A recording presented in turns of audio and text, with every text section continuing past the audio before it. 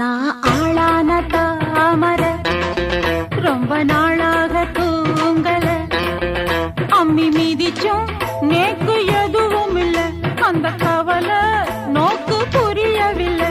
நான்